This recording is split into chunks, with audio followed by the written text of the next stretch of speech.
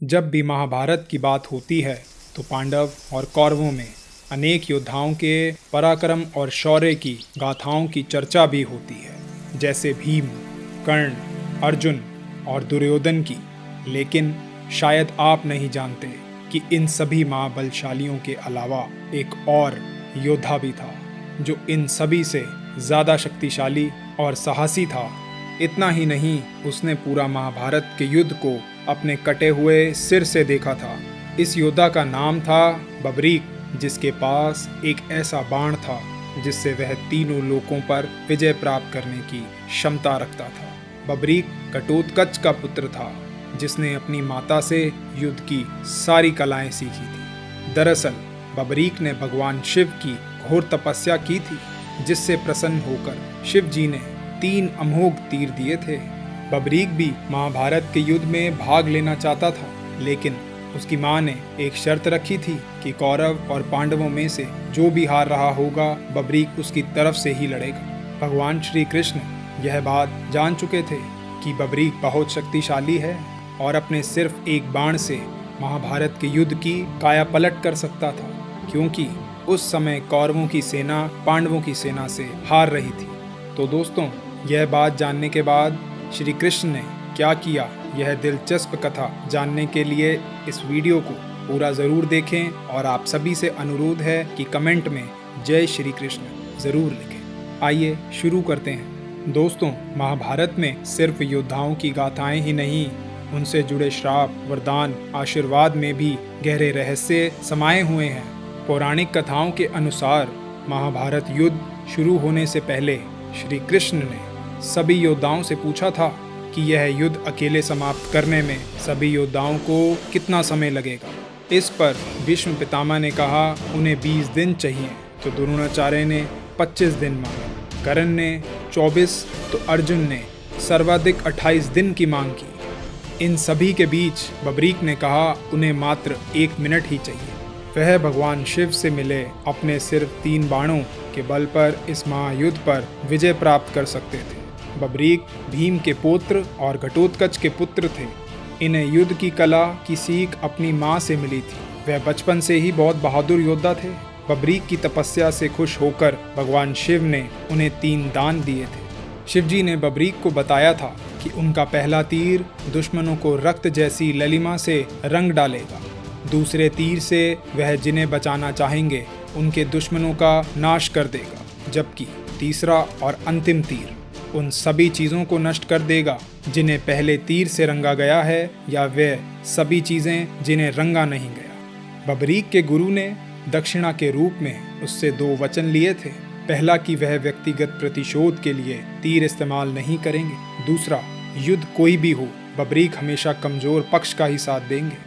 यही कारण था कि युद्ध शुरू होने से पहले दोनों सेनाओं के मध्य पीपल के पेड़ के नीचे खड़े होकर बबरीक ने घोषणा की कि वह पहले से किसी पक्ष का साथ नहीं देंगे। युद्ध काल में जो पक्ष मुझे कमजोर दिखेगा, मैं उसका ही साथ दूंगा। श्री कृष्ण को पता था कि बबरीक क्षण मात्र में युद्ध खत्म कर देगा।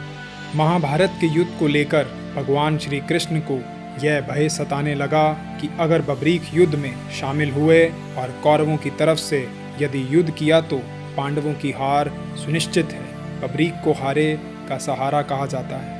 भगवान की चिंता थी कि बबरीक हारने वाली सेना का साथ देंगे और कौरवों की इस युद्ध में हार हो रही थी। इसलिए भगवान श्री कृष्ण ने बबरीक को युद्ध से दूर रखने की युक्ति निकाली। जब श्री कृष्ण ब्राह्मण का वेश धारण करके बबरीक से मिले तो उन्होंने उससे पूछा कि तुम इस लड़ाई को कितने दिन में ख़त्म कर दोगे। तो उनसे बबरीक ने कहा, 1 क्षण में, 1 मिनट में मैं ये लड़ाई ख़त्म कर दूंगा।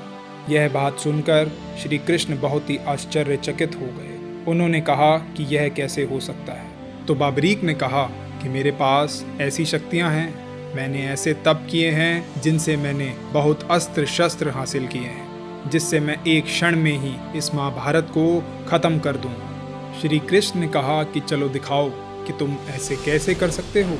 बबरीक ने कहा कि मैं आपके सामने जो पेड़ दिख रहा है, मैं इसमें जितने भी पत्ते हैं इसकी हर एक पत्ते में छेद कर दूंगा, वो भी बस अपने एक बाण से।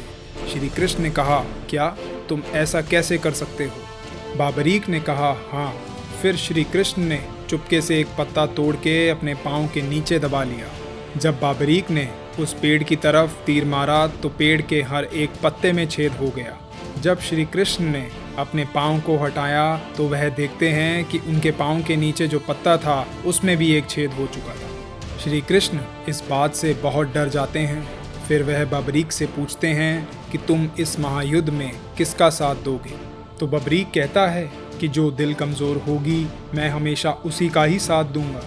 श्री कृष्ण ने फिर पूछा कि चाहे वह अधर्म पर क्यों ना हो। उसने कहा हाँ। श्री कृष्ण ने कहा कि बात कमज़ोर और बलवान की नहीं होती, बात यह होती है कि कौन धर्म पर है और कौन अधर्म पर।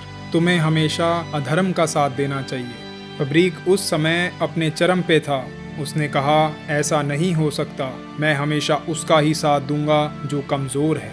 तब श्री कृष्ण ने कहा तुमको इस महाभारत से दूर चले जाना चाहिए और तुम्हें इस लड़ाई में हिस्सा नहीं लेना चाहिए। तब बाबरीक ने कहा कि पंडित तुम मुझे ऐसे कैसे कह सकते हो, क्योंकि श्री कृष्ण जी उस समय एक ब्राह्मण के रूप में बाबरीक के पास आए हुए थे। उसके सामने बाबरीक ने गुस्से में अपना तीर उनकी तरफ कर दिया। श्री कृष्ण ने अपने चक्र से बाबरीक का गला काट दिया और जैसे ही गला धड़ से अलग हुआ बाबरीक के आंखों से आंसू गिरने लगे और उसने कहा प्रभु मैं तो पहले से ही जानता था कि आप ही हैं। प्रभु मेरी तो यह इच्छा थी कि मैं आपके हाथों से ही मरूं। भगवान श्री कृष्ण मुस्कुराने लगे।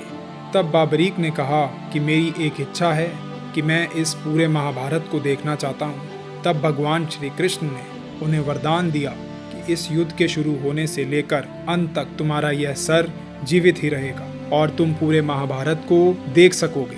और ऐसे ही हुआ था। महाभारत का आरंभ। बाबरीक अपनी आंखों से पूरे महाभारत को देखता रहा। क्या सही क्या गलत, कौन सत्य कौन असत्य, कौन धर्म पर है कौन अधर्म पर है, सब कुछ बाबरीक का सर अपनी आंखों से देखता रहा। महाभारत खत्म हुआ। युद्ध खत्म होने के पश्चात पांचों पांडव बाबरीक के पास जाते हैं। उनके साथ श्री कृष्ण भी होते हैं। पांडव बाबरीक के कटे हुए सर से पूछते हैं कि बताओ बाबरीक तुमने युद्ध में क्या देखा। इस युद्ध में कौन सा ऐसा वीर था जिसने सबसे ज़्यादा अपना पराक्रम का परचा लहराया है। बाबरीक मुस्कुराने लगे। इस मुस्कुराहट से पांडवों को आश्चर्य हुआ। उसने कहा कि तुम मुस्कुरा क्यों रहे हो, हमने इस युद्ध में विजय हासिल करी है, तो बताओ हम में से किसने ज़्यादा अपने शौर्य का प्रदर्शन किया है। युधिष्ठिर कहते हैं कि बताओ बाबरीक तुमने ऐसा क्या सत्य देख लिया जो हम नहीं देख पाए। बाबरीक कहते हैं कि यह धुरंधर, मैंने यह देखा है कि जब अर्जुन ने अपना बाण चलाया और भीष्म पितामह को लगा तो उसके बाद श्री कृष्ण के चक्र ने उन्हें रथ से गिराया। मैंने यह भी देखा कि जब कर्ण को अर्जुन ने अपनी तीर मारा लेकिन कर्ण की मृत्यु श्री कृष्ण के चक्र से हुई थी। मैंने देखा कि जितनी भी सेना मरती गई वह बाण से नहीं मरी, वह मरी श्री कृष्ण के चक्र से। इस पूरे युद्ध में अगर कोई वीर है, अगर कोई सत्य है तो वह श्री कृष्ण है। बाबरीक ने कहा कि यह जो युद्ध था वह कौरव और पांडवों के बीच नहीं था, बल्कि यह श्री कृष्ण और अधर्म के बीच युद्ध था। यह युद्ध सत्य और असत्य के बीच में था। इसमें पांडवों की जीत नहीं हुई है, इसमें सत्य की जीत हुई है। यह फर्क नहीं पड़ता कि तुम 5 थे और वो 100 थे।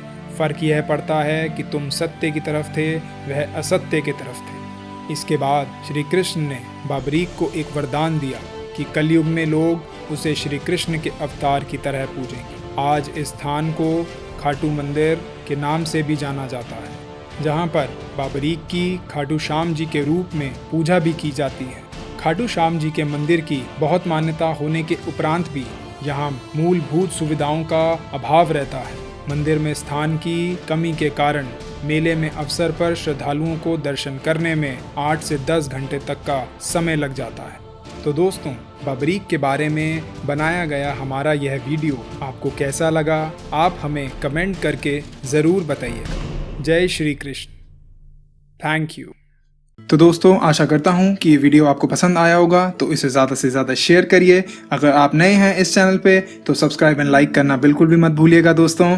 तो दोस्तों, मैं ऐसे ही और वीडियोस आपके लिए लाता रहूँगा। आपका अपना दुनिया का खबरी। जय हिंद, वंदे मातरम।